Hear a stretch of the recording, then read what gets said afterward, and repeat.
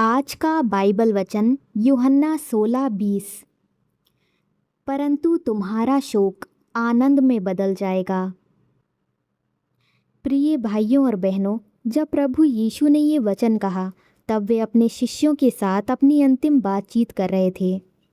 बहुत जल्द उन्हें पकड़ लिया जाना था, उन पर अन्याय होने वाला था और उन्हें क्रूस पर चढ़ाया जाना था। यीशु जानते थे कि उनके शिष्य बहुत दुखी होंगे। उन्हें ऐसा लगेगा कि सब कुछ समाप्त हो गया है, लेकिन प्रभु ने पहले ही उन्हें ये भरोसा दिया कि उनका दुख हमेशा नहीं रहेगा। जो आंसू आज बहेंगे वे एक दिन आनंद में बदल जाएंगे। यही इस वचन का सबसे बड़ा संदेश है। ये वचन सबसे पहले शिष्यों के लिए था। जब यीशु को क्रूस पर चढ़ाया गया तब उनके शिष्य टूट गए थे। उन्हें समझ नहीं आ रहा था कि अब क्या होगा। दूसरी ओर यीशु के विरोधी लोग खुश हो रहे थे। उन्हें लगा कि उन्होंने जीत हासिल कर ली है, लेकिन वे नहीं जानते थे कि परमेश्वर की योजना उनसे कहीं बड़ी है। तीसरे दिन जब यीशु मरे हुओं में से जी उठे तब वही शिष्य जो रो रहे थे आनंद से भर गए। उनका शोक सचमुच आनंद में बदल गया। आज भी ये वचन हमारे लिए उतना ही महत्वपूर्ण है। हमारे जीवन में भी ऐसे समय आते हैं जब हम रोते हैं। कभी बीमारी हमें परेशान करती है, कभी घर की समस्याएं हमें तोड़ देती हैं, कभी आर्थिक तंगी हमें चिंता में डाल देती है, कभी नौकरी नहीं मिलती, कभी परिवार में मनमुटाव होता है, कभी किसी अपने का साथ छूट जाता है, कभी हमारी प्रार्थनाओं का उत्तर देर से मिलता है। ऐसे समय में हमें लगता है कि शायद परमेश्वर हमें भूल गए हैं, लेकिन बाइबल हमें सिखाती है कि परमेश्वर कभी अपने लोगों को नहीं भूलते। कभी कभी परमेश्वर चुप दिखाई देते हैं, लेकिन इसका मतलब ये नहीं कि वे कुछ नहीं कर रहे। जब किसान खेत में बीज बोता है तब कई दिनों तक ज़मीन के ऊपर कुछ दिखाई नहीं देता, लेकिन मिट्टी के नीचे जीवन काम कर रहा होता है। उसी तरह परमेश्वर भी हमारे जीवन में कई बार ऐसी रीति से काम करते हैं जिसे हम तुरंत नहीं देख पाते। उनका समय हमेशा सही होता है। जब यीशु कहते हैं तुम्हारा शोक आनंद में बदल जाएगा, तो इसका अर्थ केवल ये नहीं कि हमारी परिस्थितियां बदल जाएंगी।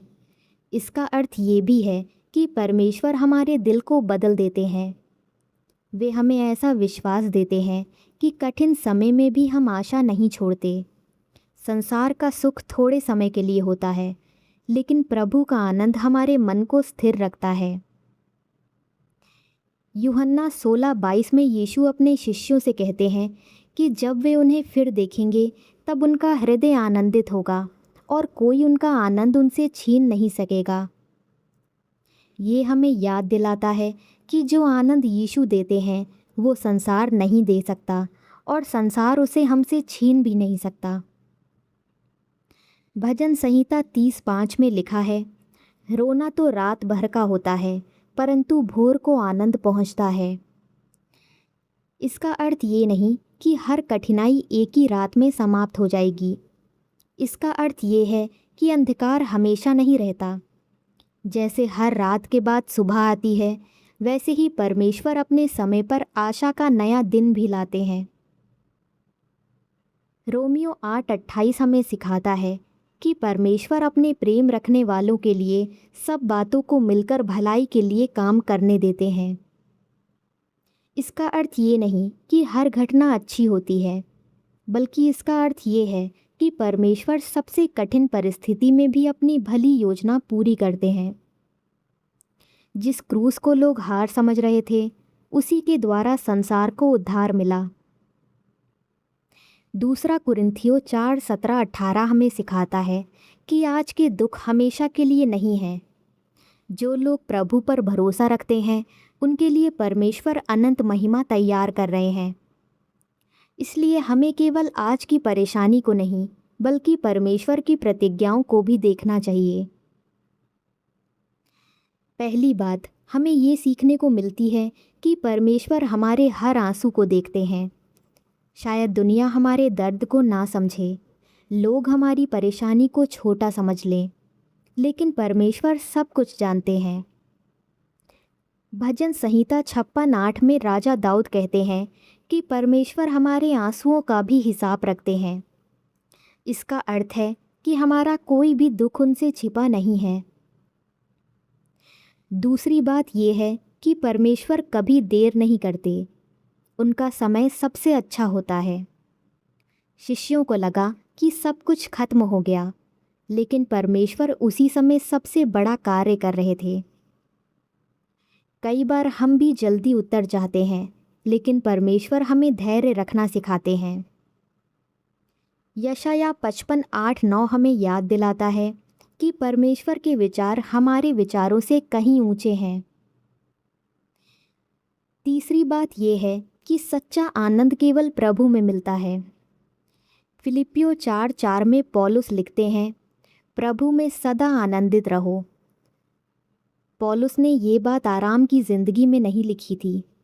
उन्होंने कठिनाइयाँ देखी थी, फिर भी उनका विश्वास अटल रहा, क्योंकि उनका आनंद परिस्थितियों पर नहीं बल्कि प्रभु पर आधारित था।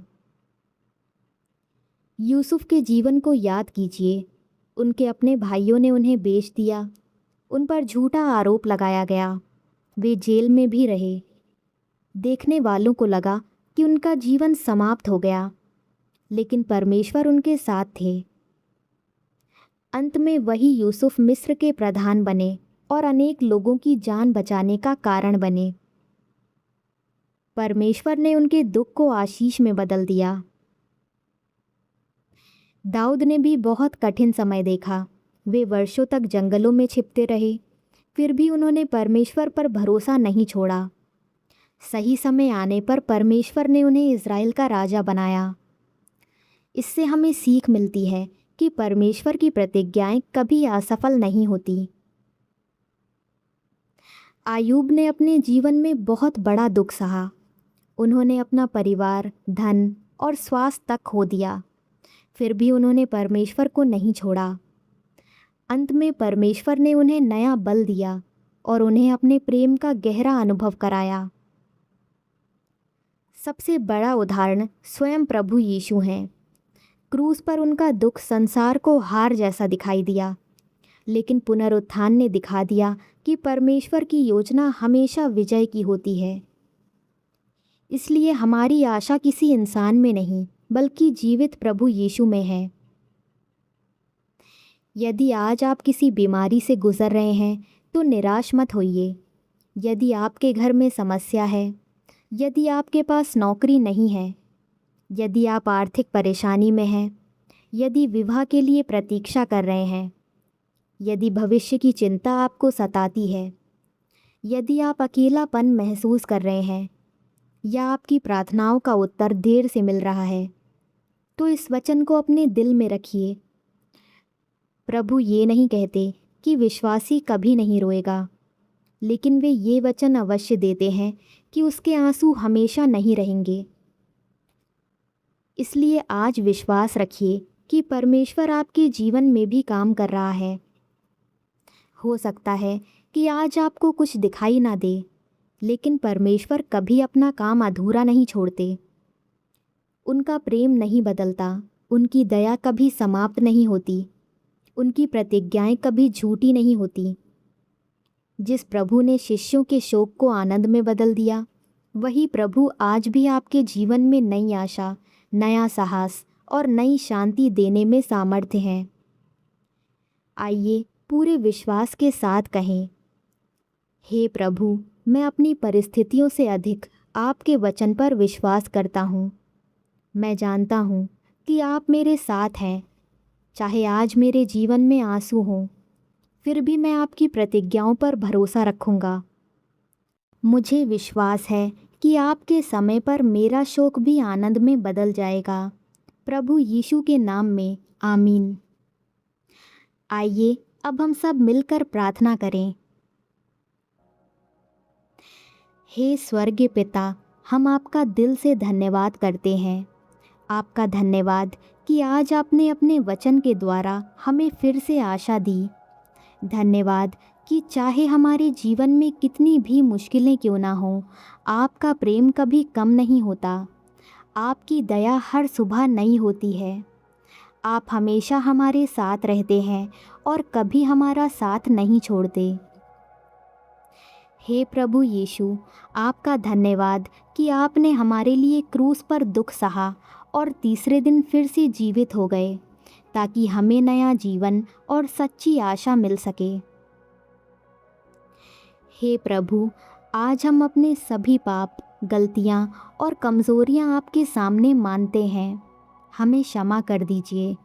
जैसा 1 यूहन्ना 1:9 में लिखा है, यदि हम अपने पापों को मान लें तो आप हमें क्षमा करते हैं और हमें शुद्ध करते हैं। पिता, हमारे मन को नया बना दीजिए। हमें ऐसा जीवन जीने में मदद कीजिए जो आपको अच्छा लगे। हे दयालु पिता, आज जो लोग दुखी हैं, जो रो रहे हैं, जो अकेलापन महसूस कर रहे हैं, जो बीमारी, पैसों की परेशानी, परिवार की समस्याओं या भविष्य की चिंता से परेशान हैं, उन सब के पास आइए। जैसा भजन संहिता 34:18 में लिखा है कि आप टूटे मन वालों के पास रहते हैं, वैसे ही हर दुखी व्यक्ति को अपनी शांति और अपने प्रेम का अनुभव कराइए। हे प्रभु, यशायाह 41:10 के अनुसार हमें डरने ना दीजिए, क्योंकि आप हमारे साथ हैं। फिलिपियों 4:6-7 के अनुसार हमें अपनी हर चिंता आपके हाथों में सौंपना सिखाइए और अपने मन की शांति से भर दीजिए।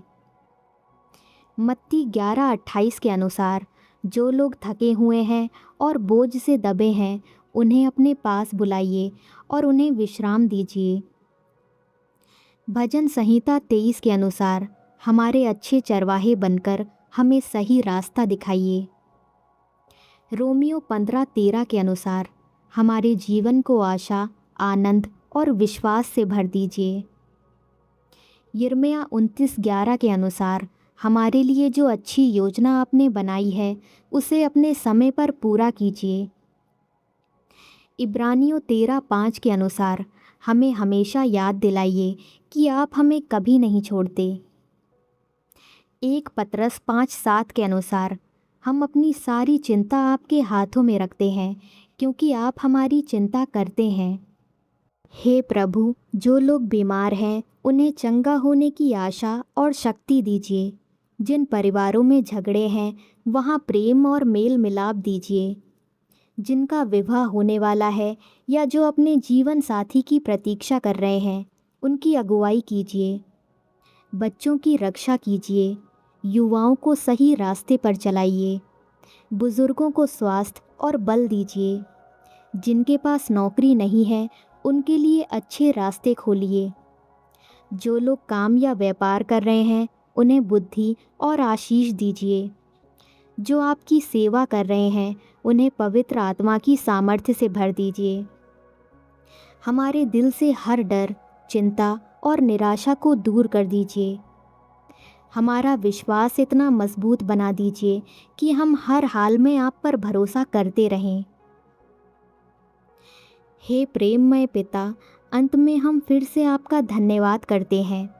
धन्यवाद कि हमारे जीवन का दुख हमेशा नहीं रहेगा। हमें विश्वास है कि आपके समय पर हमारा शोक आनंद में बदल जाएगा। हमें हर दिन आपके साथ चलना सिखाइए। हमारे जीवन से आपकी महिमा हो। हमें हमेशा विश्वास, धैर्य और प्रेम में बनाए रखिए। ये सब प्रार्थना हम अपने प्रभु और अपने उद्धारकर्ता प्रभु यीशु मसीह के नाम में करते हैं। आमीन। अगर आपको प्रार्थना की ज़रूरत है तो नीचे कमेंट में अपनी प्रार्थना लिख सकते हैं। हम आपके लिए दिल से प्रार्थना करेंगे। याद रहे, आप अकेले नहीं हैं, परमेश्वर हमेशा आपके साथ है। अगर ये प्रार्थना आपके दिल को छू गई है तो इस वीडियो को लाइक करें और चैनल को सब्सक्राइब करें, ताकि ये प्रार्थना उन लोगों तक पहुंच सके जिनको इसकी सबसे ज़्यादा ज़रूरत है।